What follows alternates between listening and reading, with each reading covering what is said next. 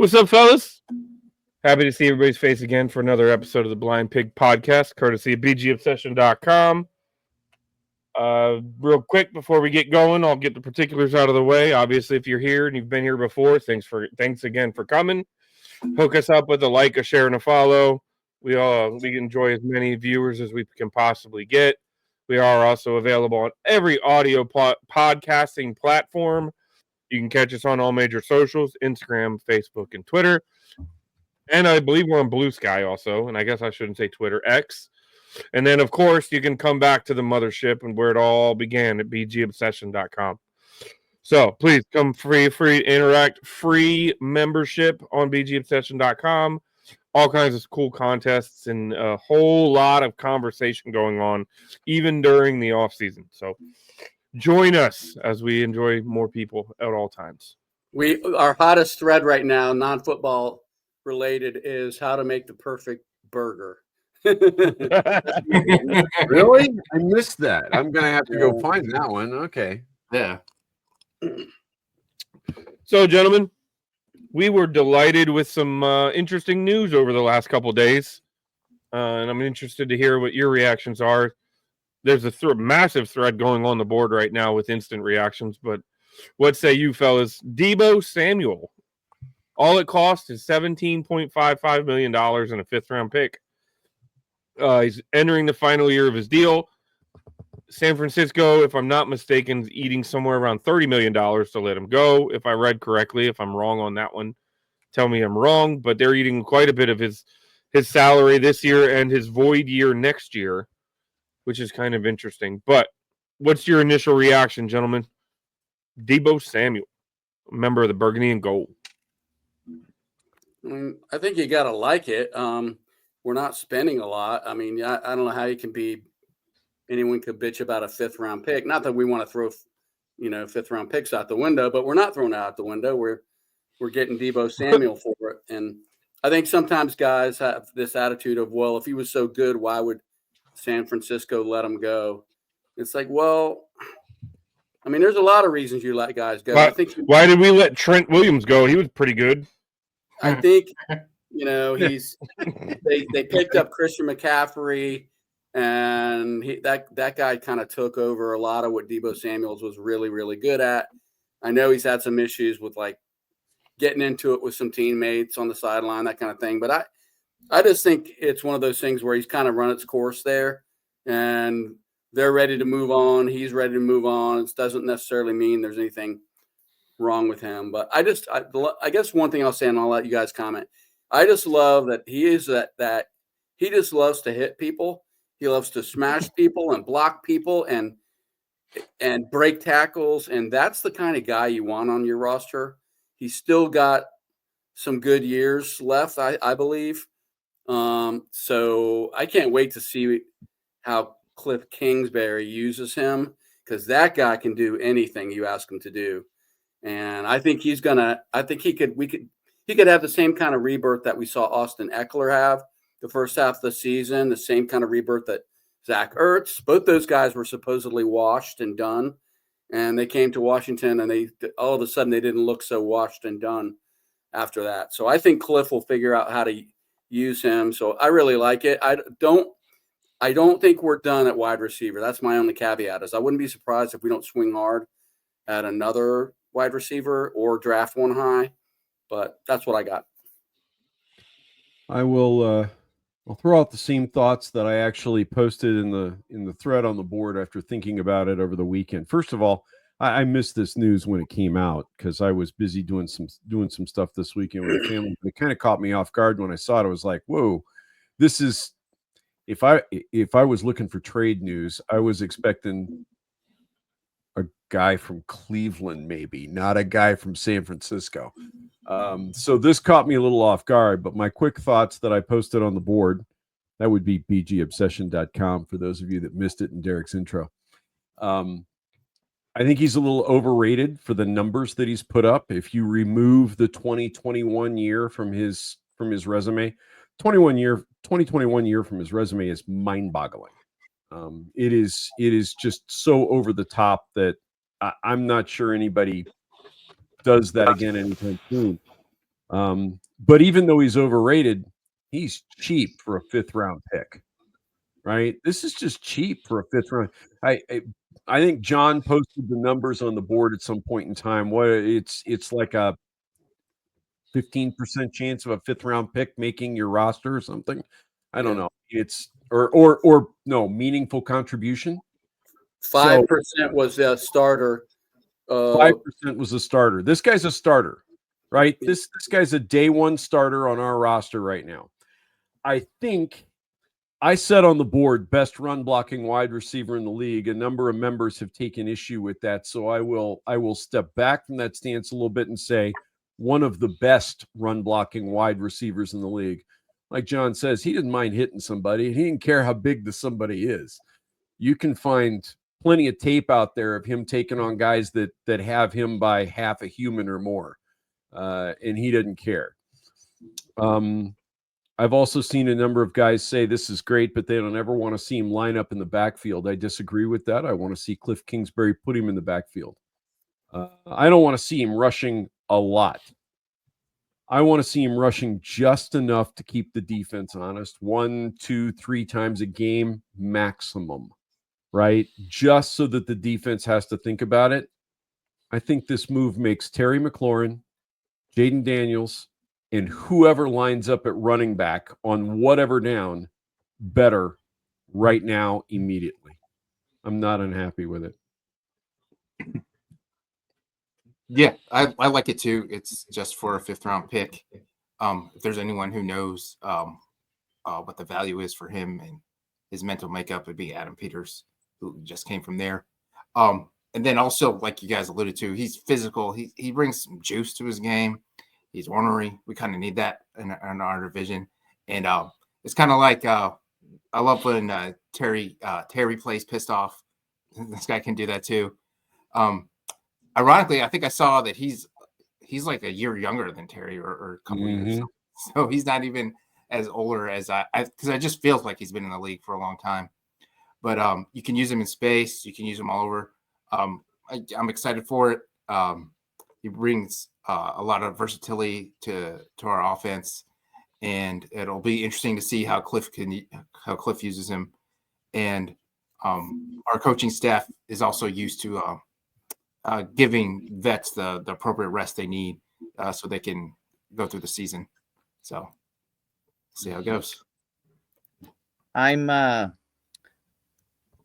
wasn't necessarily doing cartwheels over the trade, but I do think that it is a smart and reasonable addition. My initial reaction when I heard about the trade is I'm like, oh my goodness, this is exactly the type of move that a Howie Roseman or one of these elite GMs in the NFL would do time and time again in the past, adding talent on the cheap, adding that talent to a contending roster and being applauded for it. And I think timing is really, really important here. If, let's say, last season, Jaden Daniels came in and had just a typical rookie year where he had his share of successes, but also his share of struggles, and we won 5 or 6 games, I would find it very, very hard to be excited about this addition. But here we are. We went to an NFC championship game, and all of a sudden we find ourselves as being a team that can realistically be considered a contender in the NFC. I think timing is really important. When you have the opportunity to add talent and move the needle just a little bit forward, I think you do it. So from that standpoint, I also think it is a good move. Last but not least, a few of you have already alluded to it. Deebo Samuel I see him as an offensive weapon. I don't necessarily see him as a number 2 receiver. I still think we need to add a number 2 receiver. He's a weapon that you can use at your disposal in so many ways. So, all in all, again, not a move to do cartwheels over, but a reasonable addition and smart addition. I just want to add 2 quick things, and I'll confess that I heard both of these talked about on Galdi's pod today. He had a guy named Rob Lauder who kind of does what we do. He's a podcaster, but for the 49ers. I think his podcast is called Striking Gold. So he knows, he's like us. He knows his team backwards and forwards. And two things that he brought up were, the first one is, and it goes to what you just said, Paul, which is, it's not so much that you want him as your number 2 full-time wide receiver, but we were 30th in the NFL. As good as our season was last year, we were 30th in the NFL in what they call, I want to say it's electric plays. They may have another name for it, but it's basically big chunk plays of 20 yards plus. We were 30th in the NFL in that category. So we were not making a lot of downfield. We weren't turning like 5-yard slants into 25-yard scampers. We weren't hitting guys downfield a lot compared to other teams. So I think he immediately helps that, because as this guy Louder was talking about, even now he's still capable of taking a 5-yard pass, breaking 2 tackles, and going all the way. He's still capable of doing that. He had something like 20 of those chunk plays last season, even in like a down year. And then the second thing I wanted to mention is, and this has been on the board a lot, people saying he's hurt all the time. He's hurt all the time. He's never on the field. That's just flat out wrong. He's had one season where he had a major injury. Every other year he's missed a couple of games here and there. And what Rod Louder said was, look, he plays physical as hell. He's hitting people. He's getting hit. He's he was Christian McCaffrey before they had Christian McCaffrey. Making those kind of plays across the middle, you're gonna get banged up when you do that. And he has gotten banged up at times. But when you look at the games that he's been in, he has not missed a lot of time other than the one season.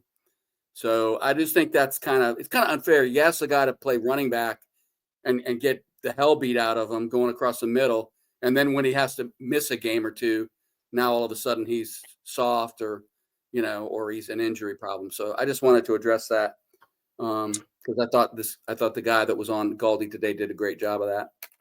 I do kind of wonder what this means for De'Ami Brown, because for me, I see Deebo getting a lot of the touches that De'Ami got in the second half of the season. I see him being that guy, the wide receiver screen guy, the deep ball that's not going to McLaurin guy. I don't know. This will be interesting to see what they do now with the rest of the roster. Bob, I'm glad you said that, because that was going to be my point. This is the guy that you were trying to turn De'Ami Brown into. Watching him, De'Ami Brown, be effective in the last 3 or 4 games of that season. This is the role that he was playing, and this guy is the guy to do it in the NFL over the last 10 years. I put some quick stats up. Last year, anybody not named Terry McLaurin had 138 receptions, 1,505 yards, and 7 touchdowns. There were 5 people that contributed to that number. Mm-hmm. Like, we did not just not have a clear number 2. We probably didn't have a clear number 4. Okay.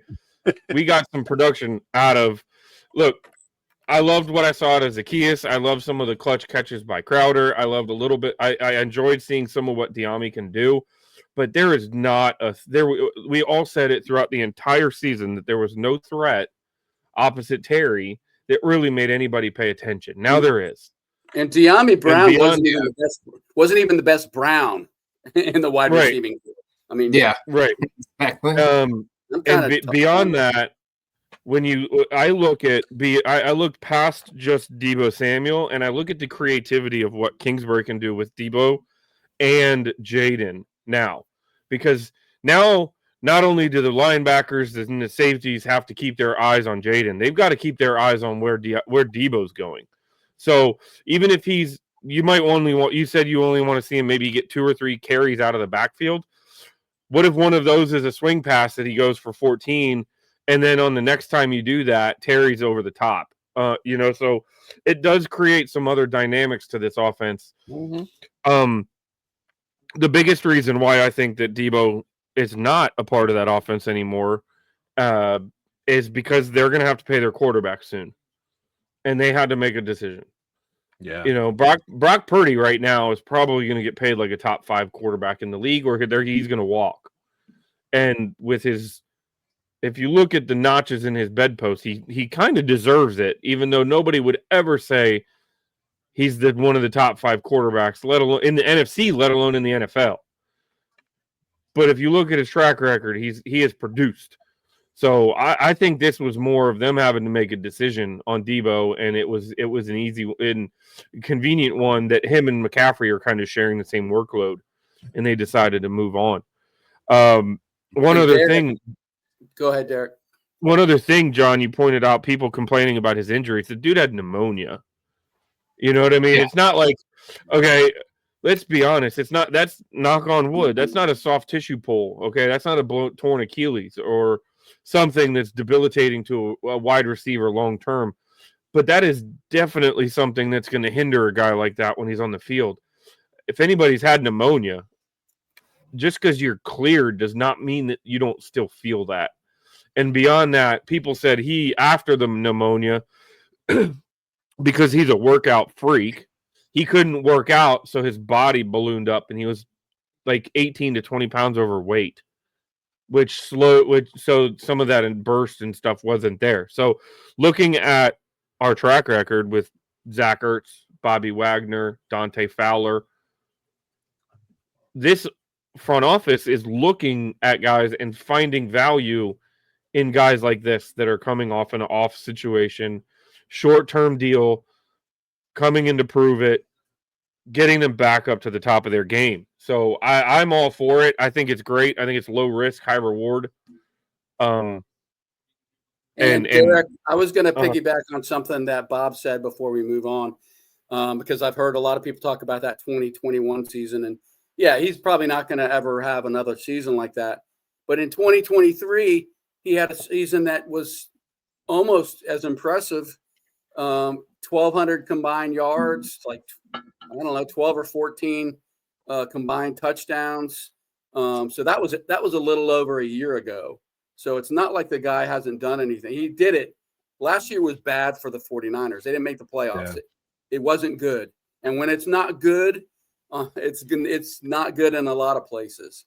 So I'm pretty sure there's a lot of people that didn't have great stats on that 49ers roster last season. But anyway, he's only like a year and a half away from being the best offensive weapon they had. So I think we got a steal. But we'll find out. So, gentlemen, the reason that we are gathered here today to have a conversation about the defensive free agents, potential defensive and special teams, special nod to the teamers. Can't forget those guys. So, we broke down a little bit last week offensively. We picked specific position groups. We're going to do the same thing this week. Primarily edge, linebacker, corner, interior D-line. You can call it a D-tackle, but I think there's multiple ways to explain that. And then kicker. So because they're always the forgotten member of the team, and obviously they're one of the most important because they literally control the game with their foot. John, I'll let you kick it off with kicker so that we can show a little love to the guys, unlike most people. All right. Well, so the only kicker we have on under contract right now is Zane Gonzalez, and I give him a lot of credit. We talked about him when Galdi was on the podcast, and I just don't think we just can't go into the season with Zane Gonzalez. I think he's got some setup issues.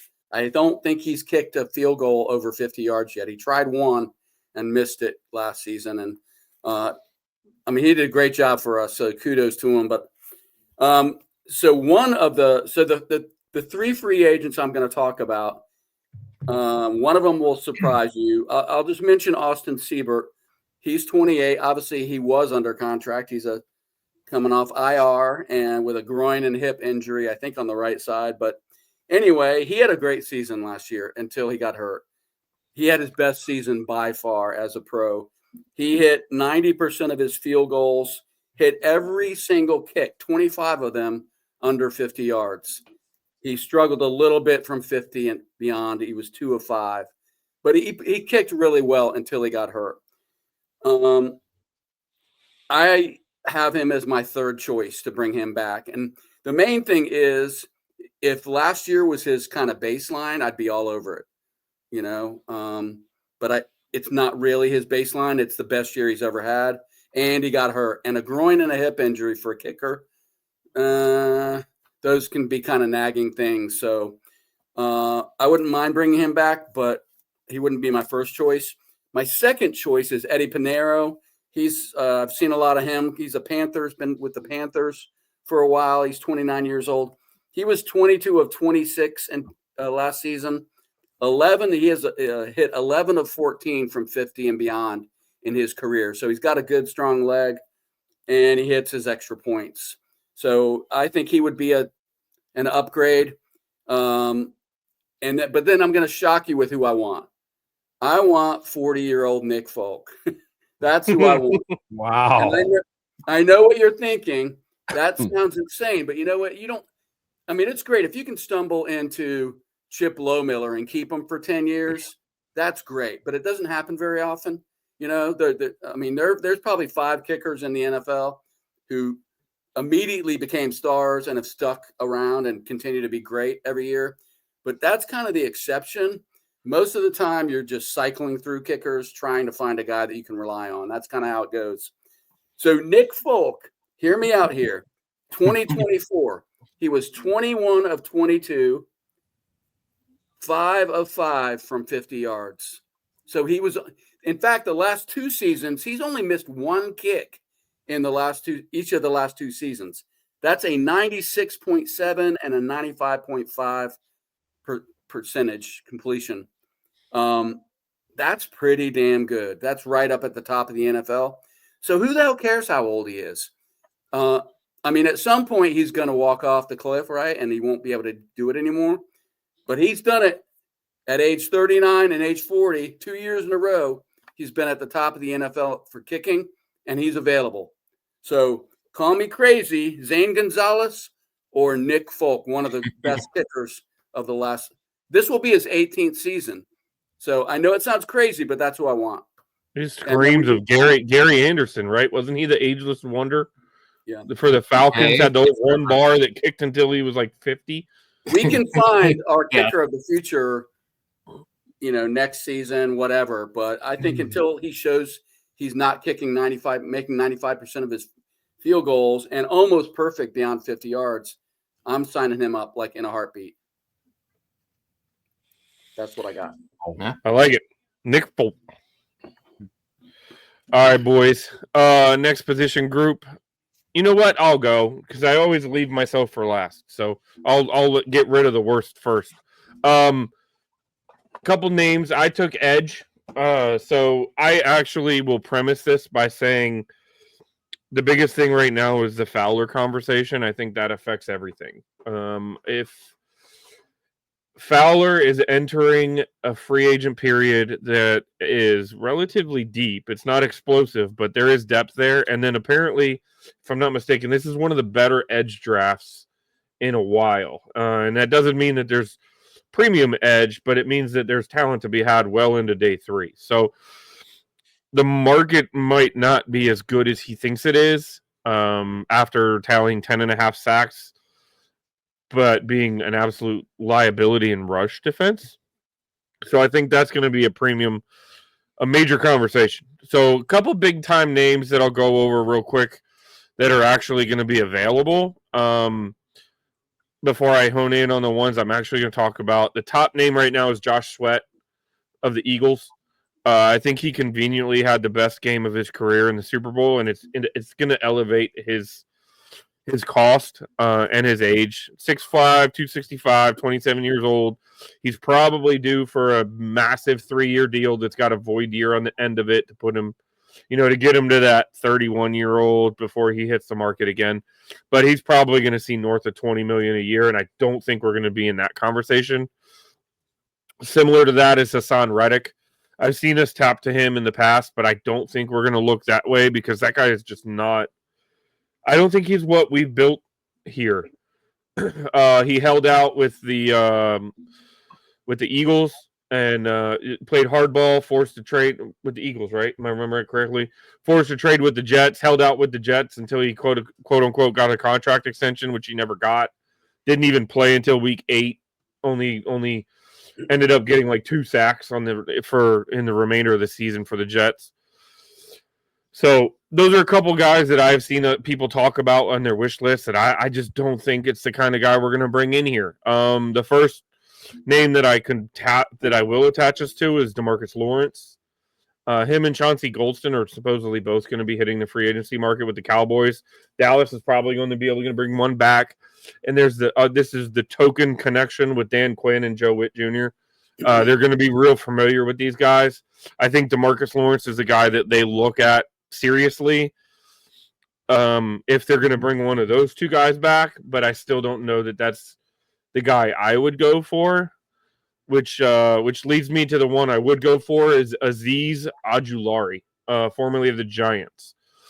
He was kind of hyped coming out of college. He had a knee injury that actually had him fall to the second round where the Giants took him. All he did in his rookie season is set a sack record at 8 sacks for a rookie in the Giants. To then he had some injuries over the last couple years. So this is the kind of guy that fits the mold, in my opinion, to what Adam Peters and company have done, where it's almost like reclamation opportunity. I won't even call it a project, but an opportunity. So I don't think he's a guy that's going to play 3 downs. I don't think he's a guy that's gonna be dominant and get 18 sacks in a season and be an all-pro or anything like that. But those guys don't just walk the street. Those are guys that you have to find in the draft and groom. I do think he can come in and be a rotational piece, even if you bring Fowler back. Between Fowler, Doris Armstrong, and then a guy like Ojulari and Jean Baptiste, who we took late in the draft last year. Collectively, I think they can be an effective unit. But we've got to get better at rush defense. The last name I do have to throw out there because it would be damn cool to see it, and we would all get, the all 2000s football card team, is if we were to pick up Khalil Mack, who's going to be a free agent. I think he's still got at least one more year of juice in him. He's definitely the star power. He kind of does fit that mold that if you go back and look at what this front office has done, it's premium players that at one point were at the top of their position.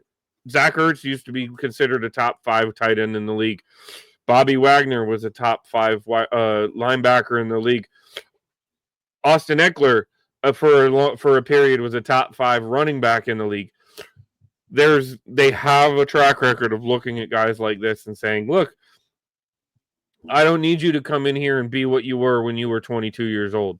I just need you to come in here and be a badass when I ask you to be a badass. So it would be interesting. Mac is still effective. The backtrack. One little note on Ojulari. 46 career games, 22 career sacks. As a comparison, on 1,800 snaps, Thibodeau has 43 career games, 21 career sacks, but over 2,300 snaps. So if you look at some of the more advanced metrics, he's actually outperforming Thibodeau, which I think they're going to let Ojulari walk because Thibodeau's entering the final year of his deal. Sorry, not to go off, chasing butterflies. But back to Khalil Mack. I think he's a guy that can be a multi-versatile 1.5 down defensive end, stand up outside linebacker if you need him to. And he can bring some serious veteran knowledge to a D-line group that is hard to replace if you haven't been there, especially with guys like Payne and Newton and some of those younger guys that we've got in there. So I would like to see Ojulari, but it would not shock me if Khalil Mack is wearing burgundy and gold this offseason. So that's all I got on the edge rushers. Nobody's saying anything, which means you all agree with me, so we can move on. Now silence is acceptance. I think That's it'll be right. interesting to see what Fowler does. Like, is he looking to get paid, or is he following history where he just wants to stay with Coach Quinn? Because his career, he just follows Coach Quinn. So Well, according to one of our members, he should take vet minimum. So I'll just throw that out there. Hey, Don't I say love his it. name. It's like Candyman. You don't want to say it 3 times. I love it when people are like, "Well, he should take a hometown discount," and it's like, "Well, would you take a hometown discount?" Like, right? or you should be willing to pay more for him being a hometown player. Like, where does it end? Yeah. Hey, Derek, I Yes. honestly can't remember. Is Cleveland Farrell, was he a 1-year deal or was he a 2-year deal? Because we may be looking for 2 guys. I don't think he is a free agent. And let me go back. Hold on. Now you're going to call me out. Let me pull up his contract status. No, we I signed believe- Armstrong to a multi-year deal, but Armstrong is a multi-year deal. Yeah. Yep. You know what? I think you're right. I think he actually is. Yeah, 1 year, $3.75 million deal. So that's another guy, and that could be. I don't think he did enough to warrant much more than $4 million. Any more than $4 million next year. So he could be a guy that we could bring back for consistency's sake. just for the record, I'd like to point out that I've done enough in the last year to warrant $4 million. So, if Farrell has done enough, I too have done enough. I will be expecting phone calls. Lines are open. I'll even drop out of the podcast to take those calls. Just saying. All right, gents. So we'll move one layer back, and we'll talk linebackers. I'm going to buck the trend. Everybody else has talked about what's available, and then told you what they want to do. I'm going to tell you what I want to do, because what's available is going to point out why what I want to do is what I want to do. First of all, we signed Luvu to a multi-year deal. So Luvu is still here. We played largely with 2 linebackers most of the season. Most of the time, we brought Jeremy Chen down into the box or Quan Martin down into the box. We did not play with 3 linebackers. I'll be honest. I did a quick peruse of game stuff. I can't remember a single play that we lined up with 3 honest to God legit linebackers on the field. It was by and large Bobby Wagner and Frankie Luvu. Thank you very much. And then we lined up a bunch of guys around them. Bobby Wagner is a free agent. There is plenty of noise about Bobby Wagner being something of a hot commodity, even though the dude is currently 34 years old. I looked at a lot of different guys, and I got to tell you, fellas, none of the guys that I looked at had the year Bobby Wagner had at 34 years of age. I would be really tempted, if I were the Commanders, to bring Bobby Wagner back again. Even if there's a drop-off in performance, Bobby Wagner's leadership skills are such that you're not going to find another guy like this. Just are not going to find this guy. The reality is he had as good a year this year as he's had the last 3 or 4 years. No drop off at all. And his pass rush actually improved this year.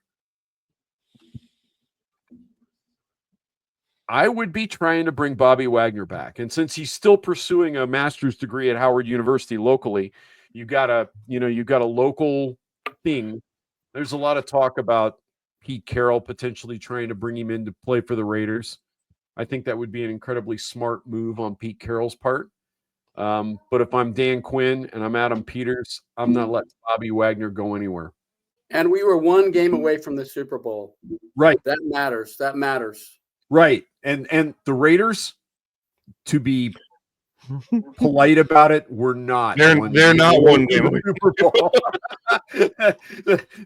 the Raiders are about half a football team away from a Super Bowl.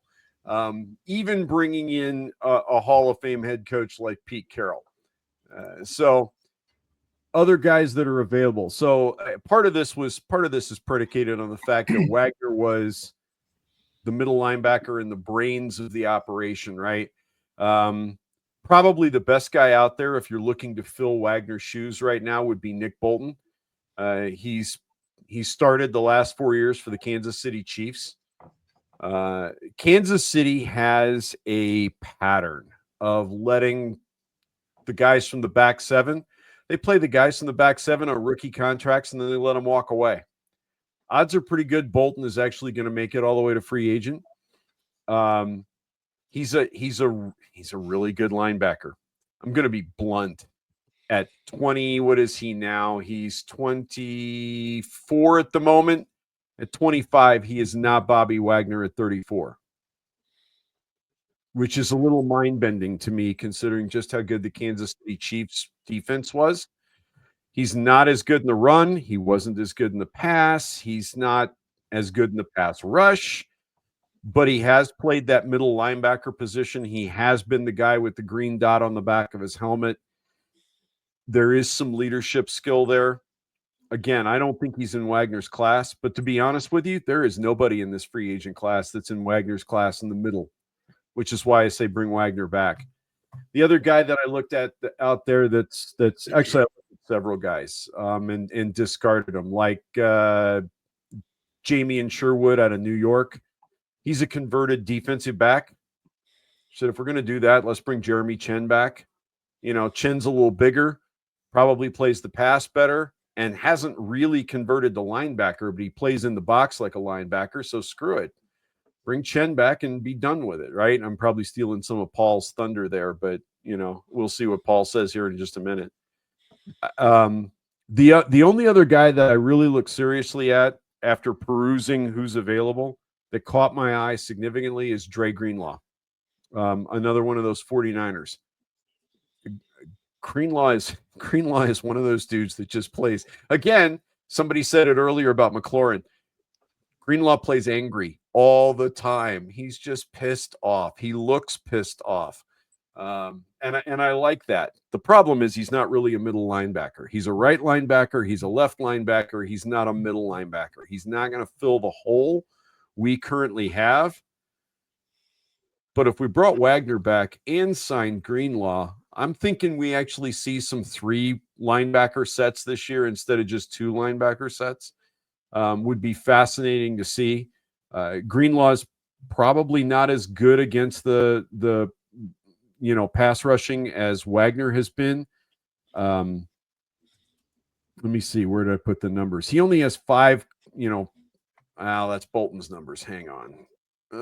Greenlaw actually only has 3.5 career sacks, which is kind of weird. He's almost a coverage specialist for a linebacker, which actually we could probably use that skill set. I don't think Luvu is brilliant as a coverage backer. I think he's much better as a guy that's stuffing the run or rushing the quarterback. So Greenlaw's got some skills there that maybe would fit in really well with this defense, depending upon down and distance. The question is, does he want to be a role player or does he want to come in and play? Understand there are real questions about Greenlaw and his health. He's only played 34 snaps since he blew his Achilles in the Super Bowl a year ago, right? They did everything they could do in the offseason. He started 2 games. He was available for 2 games. He started both of those games. He played 34 snaps. He has like almost nothing for a stat line out of those 2 games. No sacks, no fumbles, no passes, no pass defense, no nothing. 3 solo tackles. That's like it. So there's a lot of question about his health and whether or not that knee is, recovering. But at the same token, guys who have ACL injuries typically take a year, maybe a little bit more. We've really just kicked over that year mark, right? I mean, we all watched what happened with Chase here in DC and his knee injury. It took well over a year for him to even vaguely start to look like Chase Young again. So Greenlaw may be somebody that they take a look at, but if I'm signing linebackers, I want Bobby Wagner before I want anybody. But don't want to ignore the fact that Wagner is 34, going to be 35. We've got to have an heir apparent. Whether we pick up somebody to understudy him in free agency or whether we draft somebody, which kind of led me to look at Peter's draft history with linebackers. Granted, it may not be Peter's draft history. It may be Lynch's draft history. But by and large, San Francisco found their linebackers between round 3 and round 5. Their best linebackers were all drafted in that range. So it's not like we have to burn a number 1 or a number 2 pick to find somebody. Peters seems to have a little bit of talent, a little bit of magic at finding the right guy there. So, hey, Bob, I got a question. Is it possible that guy's already on the roster? It is possible that guy's already on the roster. I thought about McGee. The question, my thing about McGee is he was a rookie last year and he spent most of his year sitting on the bench. IR. He was hurt. Yeah. Yeah.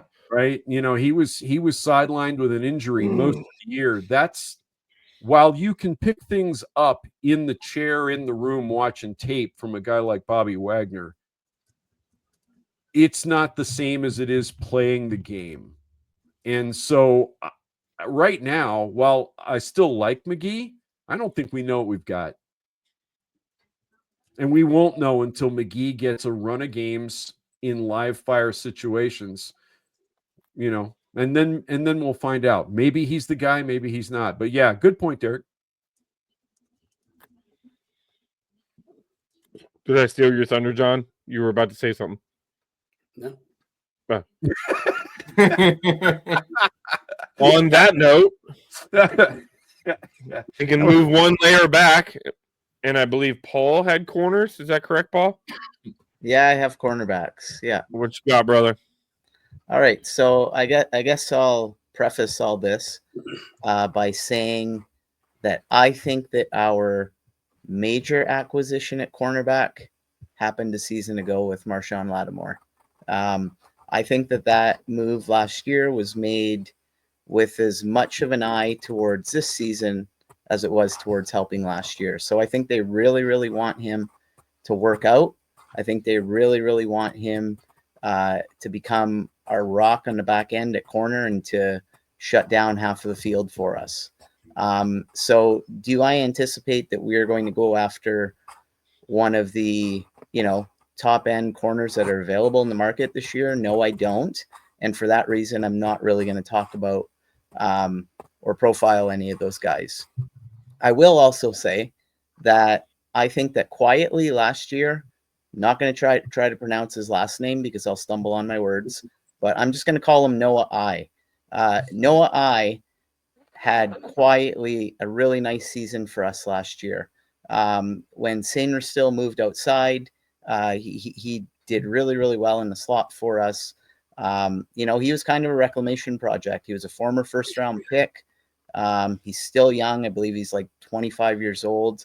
And there's still room for him to grow. So I would totally like to see him come back. He was really steady last year. And if we can add him on the cheap, if we can bring him back on the cheap and ensure that continuity continues, I think that's a really good situation for us moving forward.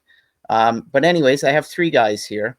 I guess I'll start with my guy at the very, very low end of the spectrum. If we just want to add a player as a depth signing on the outside, one of the guys that caught my eye was Eric Stokes from Green Bay. Kind of like Noah I, very similar. He would be a reclamation project. He's a former first-round pick in Green Bay. He's long. He's 6'1".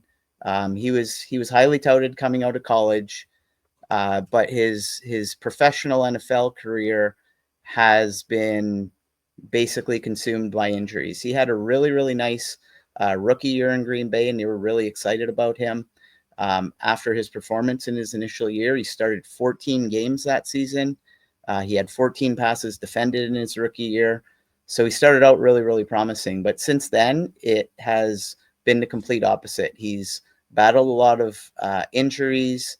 His career's gone a little bit sideways. The 2 years after his rookie year, he only appeared in 9 games. On a positive note, last year he was able to appear in 17 games for Green Bay. While he only started 7 of them, he still proved that he can be healthy last year. So he's had his ups and downs, but I believe that if we're trying to elevate our depth at the cornerback position, I think that he maybe gives you he maybe gives you a little bit of a higher floor, so to speak. He's had 32 career starts. So if you want to have a guy that you just bring in as another body that, you can have as a depth piece that maybe you feel pretty good about, it might not hurt to stash a guy like this on your bench and try to develop him a little further. The other guy I'm going to talk about, it's my second guy, and then I'll get to the guy that I'm really excited about. But I can definitely see a guy like Jordan Lewis from Dallas being brought here. Obviously, he's got that connection to Dan Quinn. However, I'm throwing out Jordan Lewis's name under the assumption that, maybe we see Mike Sainer still as having a future as an outside cornerback. Hey, Paul, can I pause you for a second? Yeah, go ahead. How much different is the nepotism conversation with bringing, because now every time we look at free agents, we talk about the connections between Peters and Quinn, where 3 years ago with Ron Rivera, that was like, you know what I mean? That was like forbidden, right? That was like nepotism has always been a huge part of NFL coaching and GMs. I know, but not nepotism, but they know these guys better than any other players. It's always been that way. It only when you suck at it does it become an issue. That's my point. And Paul, I'm sorry not to hijack your point, but okay. But I talked about a former Cowboy. You know what I mean? Just simply because it's legitimately a connection. You're talking about a former Cowboy. I mean, I don't know that they're letting go of their kicker. Otherwise, John would have talked about a former Cowboy. Like, so we hated it when somebody that didn't know what they were doing was the one making the decision. And now these guys are doing it, and we're looking at every one of them like, hey, this could be a fit. You know what I mean? Sorry. Yeah. Back to your point. It's just a strange dynamic, when you win 14 games, that much more people think about what you positively about your decision making. Yeah. I think the word you're trying to get to, Derek, is competence. And we have guys that are competent now running the team. So apparently I was not competent in getting to that word. Yes, you're correct. There you go. So just a few other things about Jordan Lewis. So again, he would be a guy that I can maybe see us bringing in if we wanted to keep Sainer still on the outside, which I don't think is ideal and not necessarily what they want to do long term. But anyways, if it did become a thing, there were people last year, and Bob can probably attest to this because he's a lot more in tune with what's going on in Dallas. But there were many people in Dallas last year that viewed Jordan Lewis as being a more effective overall player in their defense last year than Micah Parsons. There were also some people that thought that Jordan Lewis could have arguably been an all-pro. That's how well he played for Dallas last year. So he's played his entire career there. He's already re-signed in Dallas twice in his career. We're talking about a veteran that has almost 10 years of experience here. He's got all the attributes you look for in a football player. He's a playmaker. He's a leader. Thought of as being a really good competitor, and a true professional type thing. So anyways, if we want to add a guy like Jordan Lewis, I think it gives you some flexibility and options in terms of how you utilize the talent that we have in the back end, especially if we also keep Noah I in the fold to pair with Lattimore and Sainer still and Lewis. I think it gives you lots of options with those guys. He was a team first guy in Dallas, and I can see that aspect of him meshing well with Washington from a culture and professionalism standpoint. That's what I got on him. The last guy that I'm going to talk about is the guy that I'm most excited about. And last week I talked about an offensive lineman from Baltimore that I really, really want in Patrick McCarry. If I had to identify a cornerback that I really, really want to add to this roster and someone that I would be like super content with, it would be Paulson Deebo from the New Orleans Saints. So this would be under the assumption that we want to put Sandra Still back inside to the slot. A few things about Deebo. He's 6'1", so he's got the physical tools to play cornerback. He was a third-round pick out of Stanford in 2021. Actually, several years ago, when we did one of our BGO draft pods, I recall that Mark talked about Paulson Deebo and profiled him. And anything that Mark says is gold. So just for that alone, we should be signing this guy. Anyways, he's 25 years old. He brings a nice mix of experience and upside. He's had 52 starts over 4 NFL seasons thus far. He's been a starter ever since he's been drafted. He had an outstanding 2023 season. He was rock solid that year. He ranked 16th in completion percentage allowed, 9th in passer rating. Opposing passers only had a 69.9 passer rating against him. And he was second in the league in forced incompletion percentage at 22%. So he had a great year. His 2024 season started out really well as well. He had like 3 interceptions in the first 7 weeks, displaying his playmaking ability. Unfortunately, he ended up breaking his leg. And I know that a lot of people would be like, oh my gosh, you want to bring in a guy that's broken his leg. By all accounts, his recovery is going really, really well. And I think a lot of people anticipate him being able to come in and contribute this year. Obviously, he's a former teammate of Marshawn Lattimore. So they got that chemistry and connectivity with one another. In 2022 and 2023, the Saints were top 10 in the league in pass defense with Deebo and Lattimore at their 2 corner spots. In fact, in 22, they were second overall in the league in pass yards given up per game. So in a nutshell, when it comes to Deebo, he's that ideal long cornerback to me that can play on the outside and let Sanders still come back inside. He's got that familiarity with Marshawn Lattimore. I think that bodes well for our secondary. He's got a lot of the traits that we're looking for in our defensive unit. And I think most importantly, if you sign a guy like this, what I think you need to remember is that 2025 is not necessarily a make or break season for this franchise. We're going to be sticking around for a lot of years with the quarterback that we have. We need to think long-term. We need to think about adding guys to our defensive core that are going to be available for many years as this team continues to grow. We started that process last year by adding guys like Luvu, adding guys like Chin, adding guys like Dorrance Armstrong, guys that we can grow with. Keep adding to the core, keep growing together. Deebo has that experience to come in and help right away, but he's also young enough with untapped potential and still room to grow.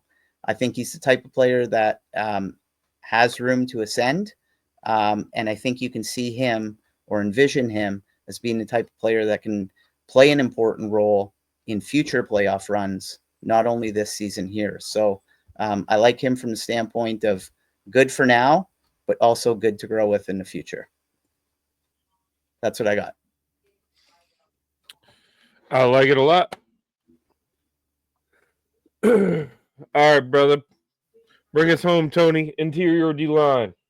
All right. Yeah, I got the interior D-line. And I will not have nepotism on here because the Cowboys re-signed their guy, Diggy Zua. So he's off. He said his, see, don't ask me to say that. I'll fumble. Yeah. So I didn't pass you the ball on that one. So the guy I have first is kind of like the flashy car one, the one who's going to have a lot of competition, the young guy in his prime. It's hard to believe someone named Milton is a badass, but this guy is Milton Williams, the tackle of the Eagles. He's only 26, 6'3", 290. Unfortunately, we saw in the championship game how good of a player he is. He's had 24 tackles, 5 sacks, forced fumble recovery. Part of their rotation there, impact player, considering all the guys they have up front. So if they want to spend a little more, and there's going to be a competition for this guy. So that's the main guy. that he'll fit in on most teams, D lines. And then for kind of a stopgap guy that's still productive, there's Jerron Reed on the Seattle Seahawks. He's 32, but he's 6'3", 306. He still had 45 tackles, 4.5 sacks, forced fumble. He's only missed one game the last 4 years, so he's very durable. The Seahawks have a good defense. They got that new guy from the Ravens last year, and he still finished well. He had good pressures among tackles in the league. So Jerron Reed's another one, but he'd only be like a couple year type guy based on his age, but he's still producing. So if that's the route they want to go while they draft and have other guys in the mix with Newton and Payne, now that Allen's not going to be back, because other than Newton and Payne, we have mostly depth guys like Sheldon Day and the like. So no matter what, through the draft and free agency, we're going to start adding guys. And then the third guy I have is a guy that I kind of like. He's an ascending player. He's 29. It's Poona Ford of the Chargers. Remarkably, he's 5'11", so maybe we can play him in the slot too. But he's 310, and with the Chargers, he's one of the guys that their media and their people that follow them say they want to bring him back.